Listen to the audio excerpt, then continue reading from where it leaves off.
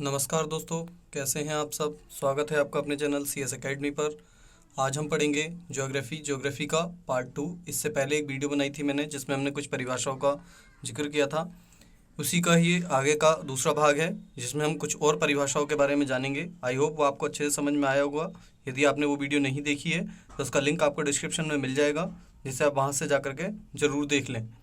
आइए जानते हैं हम कौन कौन सी परिभाषाओं के बारे में आज पढ़ेंगे। तो हम भूगोल में पढ़ेंगे आज पर्वत, पठार, मैदान, घाटी और दर्रा, इन सब के बारे में। हो सकता है आपको इनमें से कुछ परिभाषाएं पहले से पता हो। यदि पता है तो अच्छी बात है, और यदि नहीं पता है तो वीडियो को अंत तक जरूर देखें ताकि आपको सभी कुछ समझ में आ सके। और यदि पता है तब भी आप वीडियो को ज़रूर देखें ताकि आपको और अच्छे से समझ में आ सके। और बीच में कुछ मैंने क्वेश्चंस वगैरह से संबंधित कुछ इंपॉर्टेंट फैक्ट्स भी दिए हैं जिससे आपको क्वेश्चंस करने में भी काफ़ी आसानी होगी। तो चलिए स्टार्ट करते हैं। सबसे पहले देखते हैं हम पर्वत यानी माउंटेन्स। पर्वत जो शब्द है इससे आपको पता होगा, पहाड़ को पर्वत कहते हैं, आप जानते भी होंगे। तो अगर हम इसका थ्योरेटिकल देखें तो थ्योरी में हम कह सकते हैं कि सामान्यतः पर्वत धरती से एक निश्चित स्थान पर लगभग 600 मीटर ऊंचा, यानी धरती से सिर्फ 600 मीटर ऊंचा होना चाहिए, कम से कम 600 मीटर ऊंचाई होती है, वो पर्वत कहलाता है। और पर्वत का जो ढाल है वो तीव्र यानी खड़ा ढाल होता है, और उसके ऊपर क्या होती है, चोटी होती है। तो जैसे कि पिक्चर में आप देख सकते हैं, इस तरीके की शेप में क्या होता है, पर्वत होता है। तो आई होप आपको पर्वत समझ में आ गया होगा। अब पर्वत से संबंधित कुछ इंपॉर्टेंट फैक्ट्स हम देख लेते हैं। तो विश्व का सबसे ऊंचा पर्वत आपको पता होगा माउंट एवरेस्ट है, जिसका पुराना नाम क्या है, इसका पुराना नाम XB है। इसकी ऊंचाई 8,850 मीटर है। ये नेपाल में स्थित है, जहां इसे स्थानीय भाषा में क्या कहा जाता है, सागर माथा के नाम से जाना जाता है। सागर माथा का अर्थ होता है दोस्तों स्वर्ग का शीर्ष। एक वैज्ञानिक सर्वेक्षण के अनुसार प्रतिवर्ष जो माउंट एवरेस्ट की हाइट है उसमें कुछ वृद्धि हो रही है, और वो हर वर्ष 2 सेंटीमीटर ऊंचा हो जाता है। इसका नाम 1830 से 1843 तक भारत में एक सर्वेयर जनरल रहे थे जिनका नाम था colonel sir George Everest. Sir George Everest जो थे, इन्हीं के नाम पर माउंट एवरेस्ट का नाम रखा गया था। और एवरेस्ट का जो ऊपरी 2/3 भाग है उसमें क्या है, ऑक्सीजन की कमी होती है, वहाँ तेज हवाएं चलती हैं और अत्यधिक ठंड होती है। इसके बाद विश्व की दूसरी सबसे ऊंची चोटी, अगर आपसे विश्व की दूसरी सबसे ऊंची चोटी पूछी जाती है तो वो है K2 या गॉडविन ऑस्टिन। इसका नाम आपको पता होगा क्योंकि ये भारत की सबसे ऊंची चोटी भी है। इसकी ऊंचाई है 8,611 मीटर। ये जम्मू कश्मीर राज्य के काराकोरम पर्वत श्रेणी में स्थित है, और ये भारत की सबसे ऊंची चोटी है, और जो कि विश्व की दूसरी सबसे ऊंची चोटी है। आपको ये सब याद रखना है पर्वत के बारे में। तो भारत और विश्व का ऊंचा पर्वत दोनों आपको याद रखने हैं। इसके बाद नंबर 2 पर देखते हैं हम पठार क्या होते हैं, जो भूमि से मिलने वाले द्वितीय श्रेणी के स्थल रूपों में पठार अत्यधिक महत्वपूर्ण है, और संपूर्ण धरातल के लगभग 33% भाग पर इनका विस्तार पाया जाता है। जो पठार होते हैं वो आसपास की पर्याप्त जमीन से क्या होता है, ऊंचा होता है, और उसका ऊपरी भाग क्या होता है, चौड़ा और सपाट होता है, जैसे कि पिक्चर्स में आप देख सकते हैं। यानी ये जो पठार होते हैं पहाड़ से थोड़े नीचे होते हैं, और इनके ऊपर चोटियां नहीं पाई जाती हैं। इनका जो ढाल है वो कहीं कहीं संकरा भी होता है, ना खड़ा भी होता है ढाल, और कहीं कहीं ढाल बहुत हल्का भी होता है। लेकिन जो इसका ऊपरी भाग होता है, ऊपर एक क्या होता है, एक सपाट मैदान होता है, जैसे कि फोटो में आप देख सकते हैं। यहाँ पर पूरा एक फॉरेस्ट बसा हुआ है पठार के ऊपर। तो पठार यहाँ आप देख सकते हैं, इस तरीके से पठार होते हैं। ये पठार से संबंधित जानते हैं, विश्व का जो सबसे ऊंचा पठार है वो है पामीर का पठार। पामीर का जो पठार है उसकी ऊंचाई है 7,495 मीटर, और ये कहाँ पर है, ये मध्य एशिया में है। पामीर के पठार को संसार की छत भी कहा जाता है, और इसे चाइनीज भाषा में कॉन्गलिंग के नाम से भी जाना जाता है।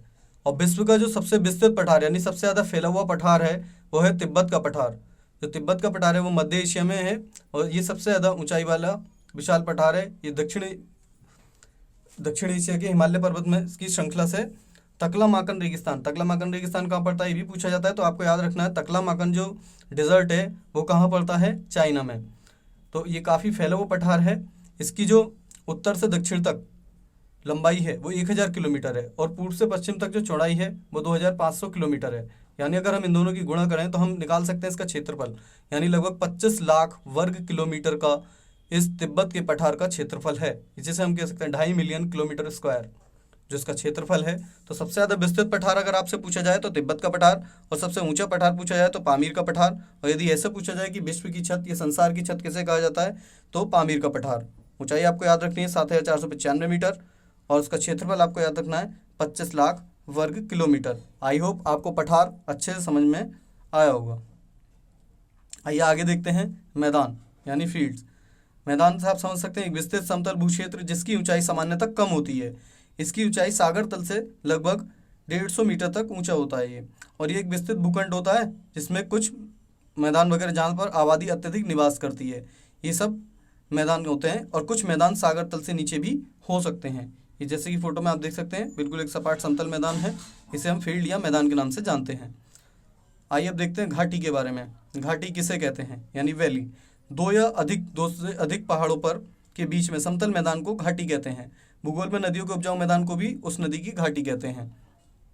तो यदि जो पर्वत हैं उन पर्वतों के बीच में जो मैदान आपको दिख रहा है कि थोड़ा ऊंचा मैदान होगा, वो पर्वतों के बीच में जो रहने का स्थान है जहाँ आबादी भी निवास करती है वो कहलाती है घाटी।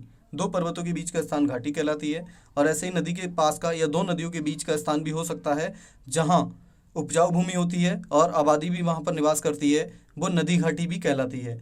तो आपको घाटी से याद रखना है दो पर्वतों के बीच के रहने का स्थान जो मैदानी समतल भूभाग होता है, जो ज़मीन से थोड़ा ऊंचा होता है, वो घाटी कहलाता है। और नदी का उपजाऊ मैदानी भाग भी क्या कहलाता है, उस नदी की घाटी कहलाता है। आई होप आपको घाटी भी अच्छे से समझ में आ गया होगा। अब देखते हैं दर्रा यानी पास। दर्रा किसे कहते हैं? तो दर्रा क्या है? पहाड़ियों एवं पर्वतों के क्षेत्रों में पाए जाने वाले दो पहाड़ियों के बीच में आवागमन के लिए यूज होने वाला या आप प्राकृतिक रूप से बना हुआ रास्ता, या जो प्राकृतिक रूप से बना हुआ रास्ता या फिर दो पहाड़ों के बीच में आने जाने का जो स्थान है, यानी कि या तो उन पहाड़ों को हो सकता है देखो प्राकृतिक रूप से भी बन सकता है, या फिर किसी दो पहाड़ों के बीच में काट करके आने जाने के लिए जो रास्ता बनाया जाता है वो दर्रा कहलाता है। तो जैसे कि पिक्चर्स में आप देख सकते हैं ये पहाड़ों के बीच में रास्ता बना हुआ है, ये क्या कहलाता है? ये दर्रा कहलाता है। आई होप आपको दर्रा भी अच्छे से समझ में आया होगा।